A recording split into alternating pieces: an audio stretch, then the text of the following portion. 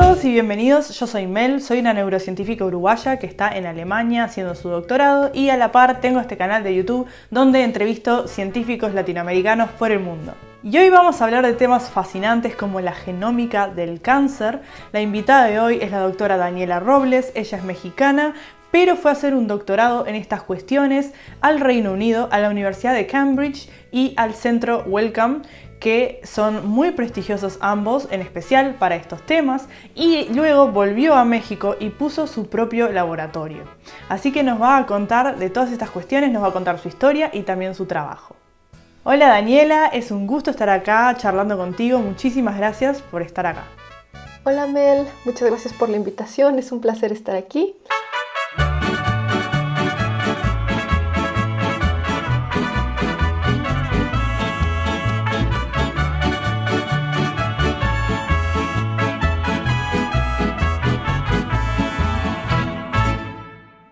Bueno, para empezar, contanos un poco sobre tu historia. Mi nombre es Daniela Robles Espinosa y soy de la ciudad de San Luis Potosí, en México. Estudié la preparatoria en el TEC de Monterrey, campus San Luis Potosí. Y bueno, como siempre me ha gustado la ciencia, decidí inscribirme entonces a la carrera de licenciatura en Ciencias Genómicas, que es impartida por el Centro de Ciencias Genómicas, parte de la Universidad Nacional Autónoma de México, en su campus Cuernavaca, que está en Morelos.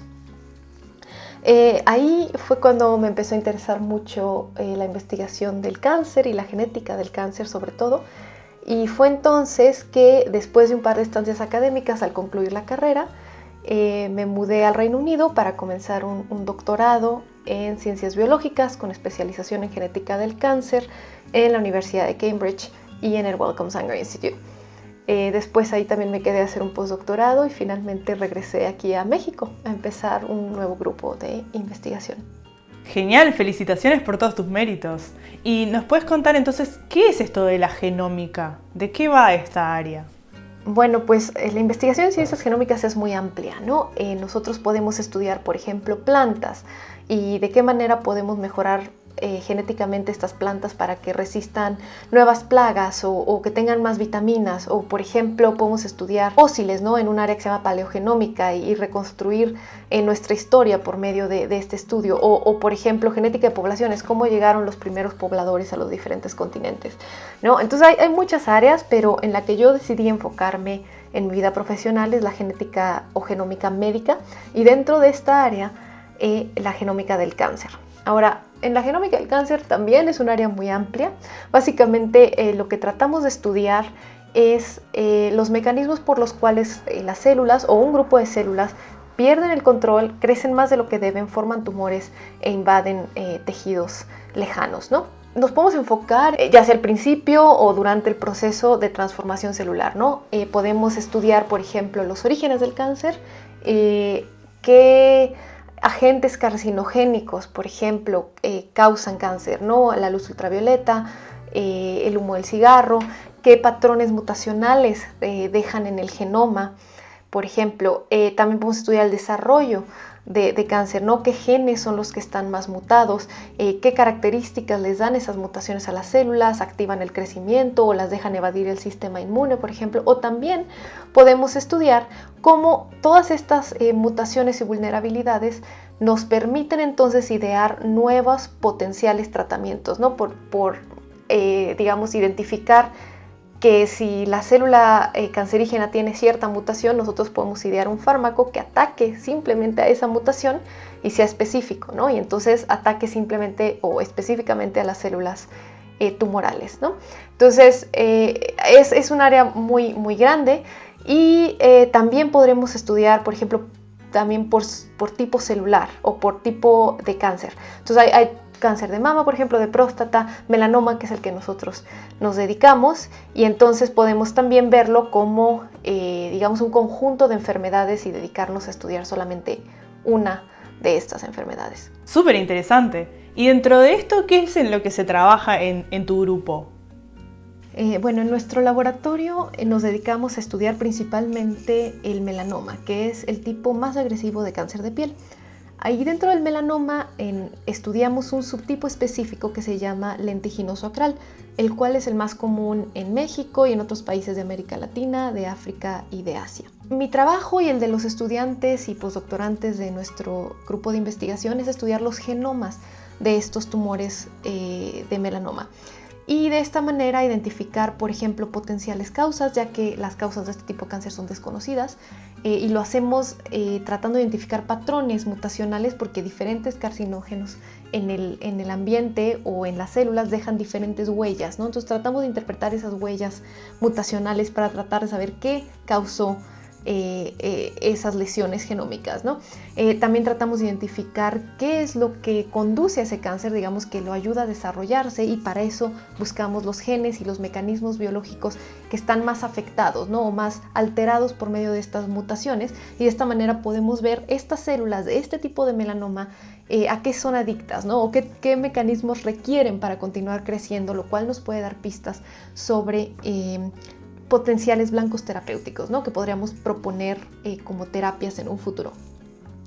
La manera en la que hacemos esto es por medio de técnicas computacionales, ya que cuando nosotros secuenciamos tumores y sangre y saliva, que es el material que usamos en este tipo de investigación, pues se generan datos muy grandes, ¿no? Secuencias completas de genomas. Entonces necesitamos técnicas computacionales para poder sacar sentido biológico de esta gran cantidad de información, ¿no? Y lo complementamos por medio de experimentos en el laboratorio, ¿no? Ya sea algunos experimentos in vitro en el que probamos ciertas hipótesis que observamos en los datos, o si vemos algo ya muy prometedor, podríamos movernos a experimentos in vivo para ver si eso se mantiene en circunstancias fisiológicas. ¡Qué importante trabajo! ¿Y hay algún resultado, algo que quieras compartir con nosotros, que nos puedas contar?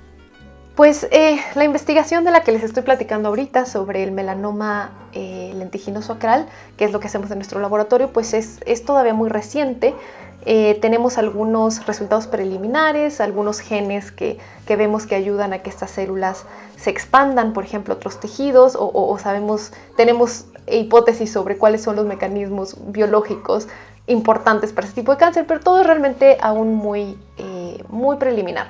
Entonces, para esta pregunta les podría contar un poco sobre lo que hice en el doctorado. Durante mi doctorado también estudié el melanoma, pero estudié otro tipo de melanoma que se llama cutáneo y es normalmente causado por radiación ultravioleta. Pero hay un 10% de los casos que son por causas familiares. Esto quiere decir que hay varias generaciones, por ejemplo, en la misma familia, que se presentan con la enfermedad, y entonces podemos asumir que es algo genético, pero no necesariamente sabemos qué es, ¿no? Simplemente hipotetizamos que está en sus genes. Entonces, durante el doctorado yo estudié un número grande de familias que tenían melanoma familiar de causa desconocida, y pues fueron las mismas técnicas que les contaba, ¿no? Análisis computacionales de grandes cantidades de información genética, tratar de sacar sentido biológico, y al final lo que encontramos, un nuevo gen descubierto en la predisposición a cáncer, que cuando se encuentra con mutaciones, como en estas familias o variantes genéticas, decimos, raras en la población, no funciona adecuadamente, ¿no? Y la función de este gen es proteger el final de los cromosomas, ¿no? Y si no los protege adecuadamente, pues entonces los cromosomas no se comportan de manera adecuada, y entonces llevan a una acumulación de errores genéticos, y esto entonces al final puede llevar a cáncer, ¿no? Entonces, como encontramos que defectos genéticos en este gen pueden aumentar mucho el riesgo de desarrollar melanoma, lo reportamos, y afortunadamente otros investigadores también encontraron el mismo gen en otros tipos de cáncer como glioma, leucemia, linfoma, y al final fue incluido en estos paneles para consejo genético que se hacen las familias que quieren una respuesta de por qué tienen, por ejemplo, sufren de algún cáncer familiar, ¿no? Entonces, creemos que ha sido de gran ayuda para algunas familias, y por eso estamos muy contentos de haber podido contribuir con eso.